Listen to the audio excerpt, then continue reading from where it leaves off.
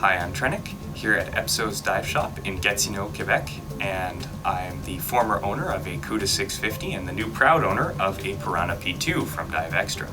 I loved my CUDA 650, but it's time to upgrade, and I'm here to do an unboxing and review video for you guys here today. All right, now for the unboxing. So it comes in a pretty simple package, standard, cardboard box. Now opening it up.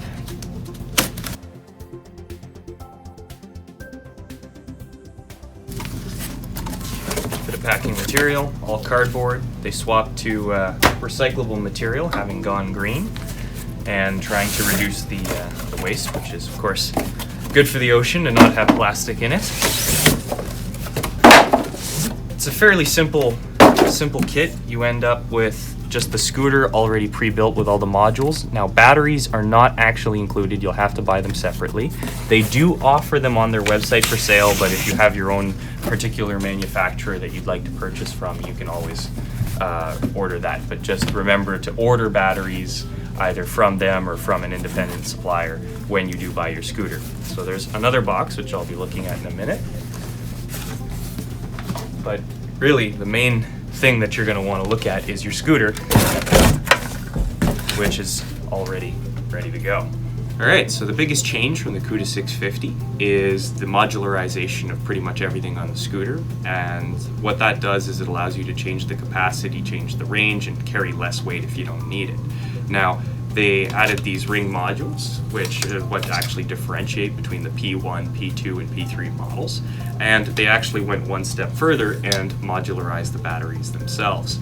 Now, this is done so that you can actually fly with them despite being lipos, as well as change out dead modules, which can sometimes go over time. Now, this is more of an issue with the CUDA 650 with the nickel metal hydride, but nowadays with the lithiums, you're probably going to get quite the service life. Now, we also can see that they moved from the old motor design, which was a direct drive, to one that is geared down, so allowing a higher RPM spins, probably more efficient, and it's got an easier access to the speed controller. Very clean on the inside, much lower weight. Now, that's the other major thing that you notice about this thing when you actually see it. This is way lighter than the CUDA 650. We used to be about 50 pounds. It was like carrying an 80 cubic foot tank into the water with you pretty much every time you'd go diving. Whereas this thing, it's really, you could pick it up with 2 fingers. And I quite like the construction. It's all metal. Where it is plastic, it's still very solid. You're really not gonna break this thing, and with the 650, it held up to an incredible amount of abuse diving in the St. Lawrence. Now, in terms of power, you're really not going to use the highest level on this thing. It's enough to free flow your regulator if you're using a forward exhale, but you're still going to, if you need to, want to be able to use that, and I think at 63 pounds of thrust, that's going to be more than sufficient. Really, we would sit mostly on the 3rd setting on the 650 for just about any dive, even in like a 2 or 3 knot current. So going up to the max setting on this and being able to stay there with the 800 to 1200 watts of capacity should really be interesting. Okay, so moving on to the spare parts box.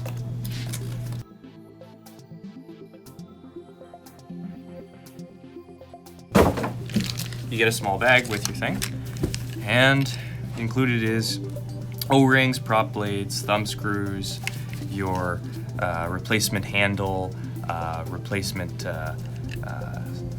mask strap, and a couple other goodies. So, going into it, you've got your Dive-Xtra brand mask straps, so you can represent your. So included is a left handle in case you want to swap the sides for which you're using your scooter. You've got another tow rope, spare O-rings, which are of different sizes, so you'll need to remember to install those carefully. You've got trim weights, to adjust the scooter's buoyancy if you want to install other gear on it. You've got another throttle lock screw, and lastly a spare propeller blade in case you break one. Okay, so I'm going to show you guys how to put this thing together. You start first by connecting your battery module, and you're going to do that empty and install the batteries later. So first up, you're going to just connect your motor cable, and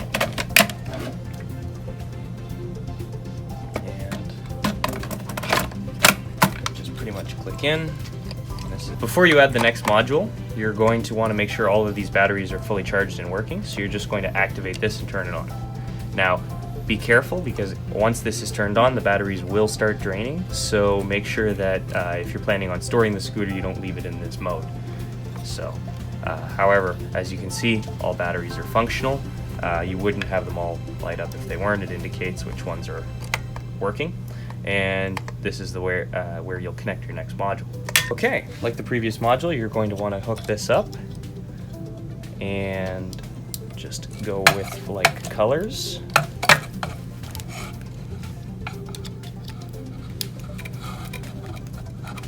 Once installed, just tuck the cable in to the slot here,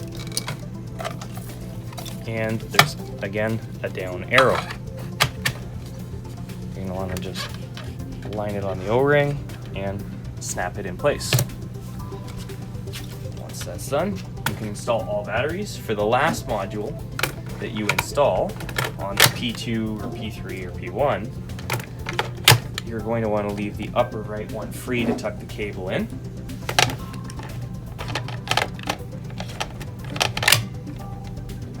And by what I mean, that's going to go in like that, just to keep everything nice and clean.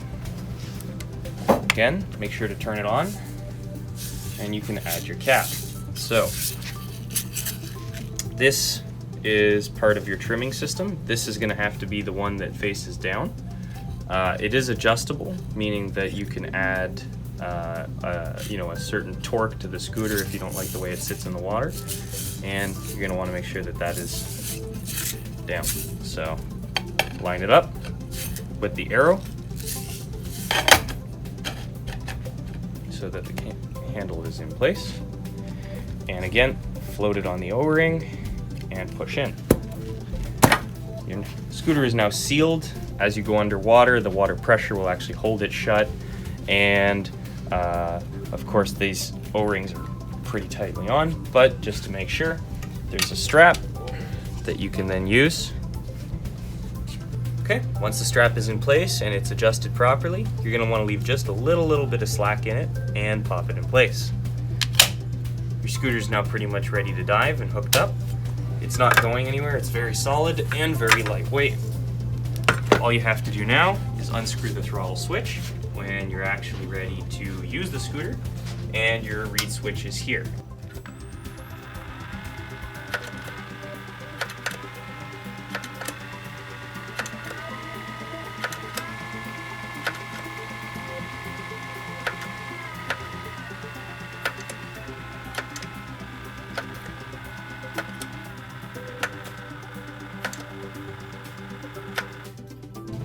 So one note I wanted to make on this scooter as well is the biggest change, and I think the biggest reason to want to buy one of these. It's the fact that they've modularized the batteries.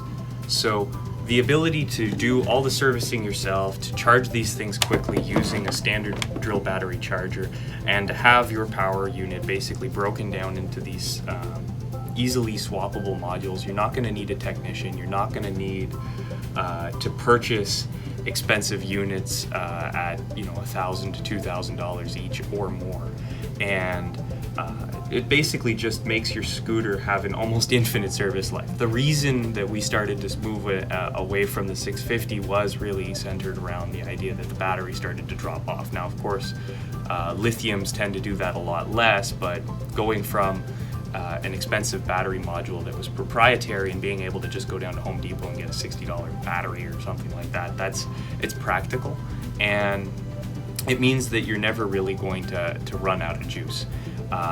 It also allows you to, between dives, swap out with just commercial batteries if you want that extra range on multiple consecutive dives. So it's definitely an improvement, and really I would say the biggest selling feature that will convince people to really want to use DPVs in the future going forward. So originally when I got into the CUDA 650, I had of course not owned any DPVs prior, and I was relatively new to diving. But honestly, within 30 minutes of being in the water with it, you figure out exactly how to use it. It's very easy. It adds a lot of airtime in terms of being able to not run out on your tank. It also extends your range. You can really experience an entire wreck site in one go. So I would say that they are well worth the money that you'll spend to own a DPV, and it's a good way to not only extend your dive time but extend the whole experience. You know, everything you're gonna see underwater, and it adds a new dimension to be able to just smoothly move underwater. And I think the modularity of the P1 is going to make it so that I end up pulling my DPVs out of the garage and into the water a lot more often. All right, thanks for watching this review. This is Trenick from EPSO's Dive Shop in Gatineau, Quebec. I'm gonna go try this thing out.